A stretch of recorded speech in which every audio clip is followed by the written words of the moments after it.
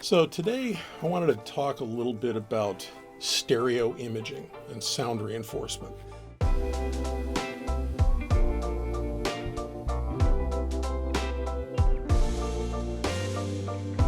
One of the things we get asked a lot is to create stereo in live performance environments. So when we're designing a system, there's a number of ways that you can kind of do stereo. The truth about stereo, and this is why if you look at any engineering, you're always sitting in the middle with a speaker here and a speaker here, equidistant from you. And there's kind of like a magic ratio, but the whole key is if the level from one speaker to your ears is down significantly, more than 3 dB or so from the level on the other speaker, the stereo image shifts. But let's just say what was in them is really different stuff. One's a saxophone, one's a guitar. Well, as you start to lose level on one or the other, you're changing the mix. So it's not just an imaging thing of like, where's the center, it's the mix itself. So when you get into large venues, and this is a large venue we were working on recently, and it's very wide, and a lot of churches are this way. There's a lot of performing spaces that are like this. And they said they wanted to have actual coverage from left, center, right. They wanted to be able to have an image that would move across the auditorium. So you think about it, how do you get sound from this side all the way over to this guy here, that when you pan something, it sounds like it's coming from where the sound guy who's sitting in the middle can hear his sound field. He's kind of got this left to right thing, and if you pan something left to right across center, you want it to seem like it went left, center, right and moved seamlessly. So to do that is way more complicated than most people think and way more expensive. So you go in a lot of auditoriums, you see a left speaker and a right speaker, and they're actually mixing dual mono, or people on this side of the auditorium are completely missing the guitar, for example, or the saxophone, or whatever it may be. Now, if you had a left-right system that can cover the entire room left to right, that can work in certain shaped auditoriums, like a nice long rectangular shoebox. But in larger spaces like this, it's not so good. So let's just examine a few things. So we're looking here, let's just talk about what we ended up doing. There's 3 center clusters. These are line arrays in this case, and a left and right. So what we're actually accomplishing is we've got a left system and a right system, and then certain elements of this will get mixed into the center to come across to the far side to even out the sound. So let's just look at what's going out. This is the outside, and we're using 4,000 hertz as our sample frequency. Now what you see here, the orange is the loudest, and obviously it gradiates down. You can see over here, it's dropping down as you go through. So right now I've got the left outside speaker on, and I'm going to turn on the left inside speaker that goes with it. So the left side of the system, as you can see, is covering this side of the room pretty well. Now, just for anybody who's picky, we haven't gone through on this model and like tweak EQ and all the things you can do to even out some of this, but these variations you see for a line array are pretty typical. So right now I've got a left system, but everybody on this side of the room is not hearing, well, it depends on where you're sitting, it's stage left. The people on this side of the room are not hearing the sound from this at a level that would match what they would get from their side of the system. So if this side of the system was turned on, the stage right side, the levels obviously, in terms of frequency coverage, if this were in mono, you got stuff everywhere, but you're not actually getting any kind of stereo imaging. So as soon as I want this to be stereo, I've got to look at how do I get, I'll get rid of this guy and go back to here. So now I've got the left side, stage right of the system running, and I need to get some energy over here. So if I look at sound, and you have to think about time as well, so how long does sound take from this system, what is getting there, to get here, and how do I reinforce that? So the center system, this outside element can be used with some time adjustment to provide some of the energy from this side to these seats, so that when they're sitting here and they're hearing their side of the system, they're also going to hear an image created by blending in the other side of the rig. So let's just take a look at what the center is doing. So center is used for a variety of things. If you were doing something that was just someone speaking, for example, you might do just this, but you'll notice even with the three clusters, you get really nice coverage of the room except over here, and that's where you need to add in the outside elements to blend with the center cluster. And now you've got the entire room covered for mono speech application.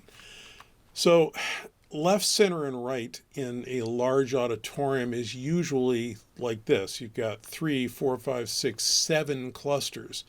And this is traditional of a lot of systems you'll see out there.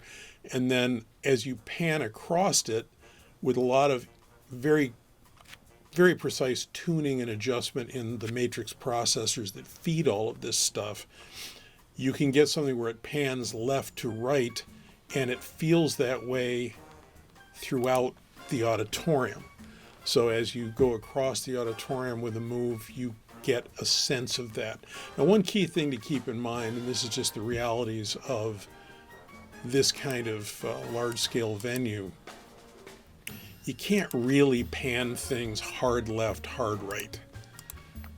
If you think about what's going on in a room like this, if you pan things hard left, hard right, you're going to lose something somewhere. So you get a stereo image with some caveats.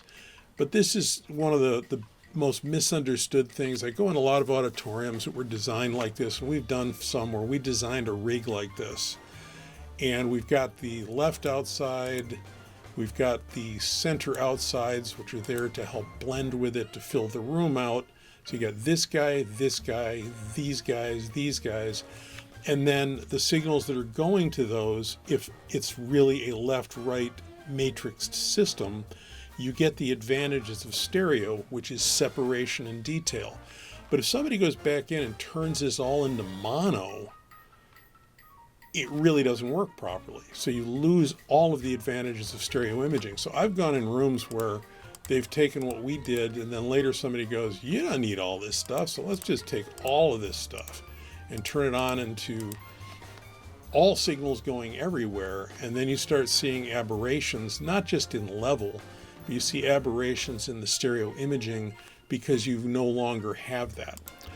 Now, another thing that's in this model that I just wanted to point out, and this is something we do pretty regularly, and a lot of touring companies are doing it as well, is flown center subwoofers. One of the biggest problems is phase shift in low frequencies around a room. If you get left-right subs, it's just a disaster. And I'll show you what that looks like. Let's take our left-right system and turn them on at low frequencies. And, well, I probably need to adjust my interference levels to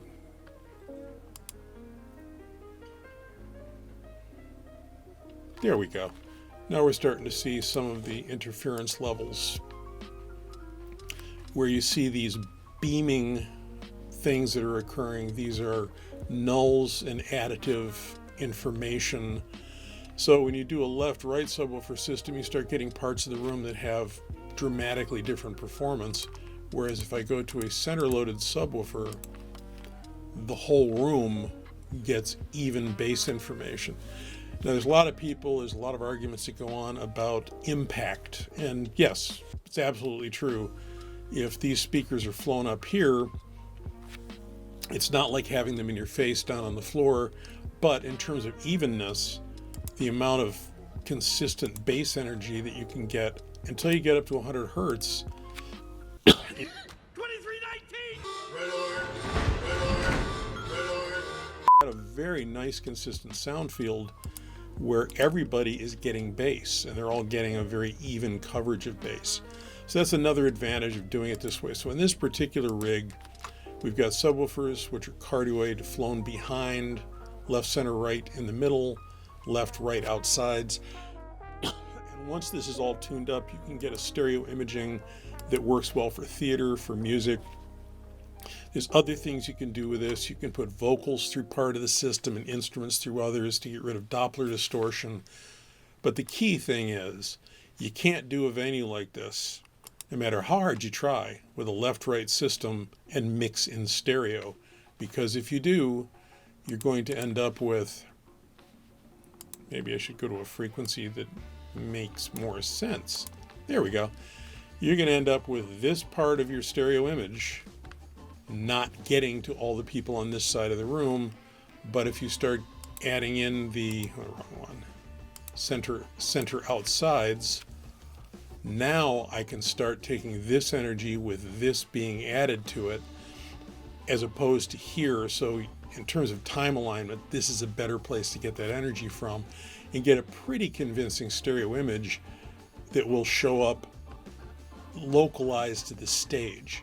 And that's the key with using this many clusters. And obviously is a dramatic cost increase compared to doing left-right, but it allows you to actually mix in stereo. So that's my discussion of this. There's a lot of things available online. There's actually some manuals that have been written. One of the best ones, I think it was written by Roland, that walked through a lot of venue types and how do you go about combining them. But this kind of goes through the basics and gives you an idea why most live sound is really dual mono. They put PA up on both sides. They put everything through everything because they want both sides of the room to hear everything. But mono doesn't give you separation. So it's much better if you can get into doing a split stereo rig with a center element with time compensation. That's the end of it. I know it seemed like I ended at a weird place, but I just stopped having anything to talk about and I kind of had to stop. So that's all you get for the moment. Now I'm going to turn off the recording of the audio